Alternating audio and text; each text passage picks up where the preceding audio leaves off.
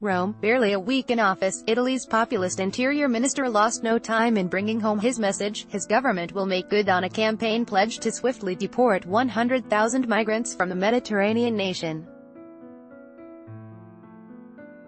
Standing next to two bus drivers who were allegedly assaulted by four migrants, one driver was still wearing a neck brace. Interior Minister Matteo Salvini boasted to reporters in the lakeside town of Como that the four fake asylum seekers, whose bids for asylum had been rejected, would be rapidly deported back to Gambia and Nigeria. The ship, operated by the German NGO Mission Lifeline, is reached by a Libyan Coast Guard boat after they rescued migrants from a rubber boat in the Mediterranean Sea in front of the Libyan coast on Thursday. Italy's interior minister says Malta should allow a Dutch-flagged rescue ship carrying 224 migrants to make port there because the ship is now in Maltese waters. Salvini said the rescue was in Libyan waters, which Lifeline denies. Hermine Pashman, The Associated Press: "These guys won't be taking the bus in Como anymore," Salvini vowed. Italy's hardline migrant policy is in the spotlight after its new government turned away a rescue boat with hundreds of migrants aboard from its ports, a pointed move signaling that the country has had enough of coping with the migrant influx arriving on European shores. Salvini has quickly proclaimed his next urgent mission, kicking out the large numbers of migrants already here. Thanks to complicated bureaucracy, a lack of diplomatic agreements with the refugees' homelands, and unwillingness of impoverished countries to take back their citizens, most of those who have lost asylum bids have so far run little chance of being deported from Italy. Article continued below. Salvini is determined to reverse those odds. Over the next weeks, we'll start working on increasing expulsions, Salvini told a rally earlier this week of his right-wing League supporters, who often blame migrants for crime or fear they rob Italians of jobs. At a migrant squatter tent camp that sprawls across an abandoned parking lot behind the Tiburtina train station in Rome's working-class outskirts, the promised expulsion crackdown prompted bewilderment, and even disbelief. "You receive us as European United Union. Italy is one of the European United Union, and you return us to Sudan? I don't believe that," said Ibrahim, a tall, thin young Sudanese man who was brought by a rescue boat 3 weeks ago to Calabria, the southern toe of the Italian mainland. Like other migrants at the camp, he spoke only on condition his last name was not published, for fear of upsetting Italian asylum authorities. "I thank Italy because although I am in this camp, it's safe, I have food and I am free," he said in halting English. "I sacrificed myself to cross the ocean, maybe die. Sudan is disgusting, there is a dictatorship, it is unsafe and there is hunger." Ibrahim said he hadn't yet filed his request for asylum. Article continued below. Experts on asylum are skeptical that Salvini can achieve his ambitious expulsions target. "I think that it's understandable that the government will want to try and make this move, but the numbers that have been floated by Mr.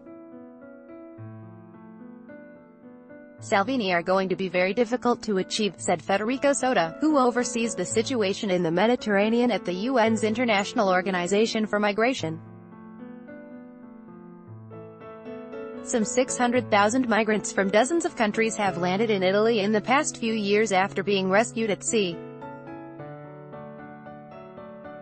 Except for those who managed to elude fingerprinting at dockside and slip northward into other European countries to claim asylum there, the vast majority filed asylum requests in Italy. The Interior Ministry didn't respond to emailed and phone requests seeking the number of migrants ordered expelled in the past few years, or the numbers who have been actually expelled. But it said as of June 15, 133,815 requests for asylum were pending. So far this year, and in 2017, roughly 60% of those seeking asylum failed to receive any kind of protection, such as refugee status or humanitarian residency permits, the ministry said. That percentage included migrants who could no longer be found when a final decision was made. Such migrants are probably impossible to expel. Those familiar with Italy's asylum and expulsion workings estimate that as many as 150,000 migrants could be awaiting expulsion. According to European Union statistics, 7,045 migrants were expelled last year by Italy. At that rate, it could take decades just to kick out all the migrants who have already been issued expulsion orders. That's not counting the many migrants who arrived legally but haven't had their permits renewed. Yet the Italian government has formal expulsion agreements with just 4 countries: Egypt, Morocco, Nigeria and Tunisia. So to note it that more than 18,000 Nigerians reached Italy by sea in 2017, making up the largest number of asylum seekers there. But overall, Nigerians represented just some 15% of the total sea arrivals that year. In the absence of a lot more bilateral agreements, it's quite difficult to step up these efforts at expulsions, he said. Asked at a news conference this week how mass expulsions can happen without more diplomatic treaties, Salvini sounded unfazed, but didn't give any details. "We need to do in a year what others didn't do in many years," he said, expressing confidence his government would notch more expulsion accords. Often, countries are reluctant to take back their citizens in large numbers. Migrant remittances sent home, even from poorly paid black market jobs, are important to their homeland's economy. They have to explain to their people why they are having them come back, said Mario Morcone, who recently retired after a decades-long interior ministry career. The countries prefer small numbers of deportees to be sent at any one time, he added. Tunisia has agreed to take back expelled migrants by charter flights, accounting for about 40 deportees aboard the twice-weekly flights.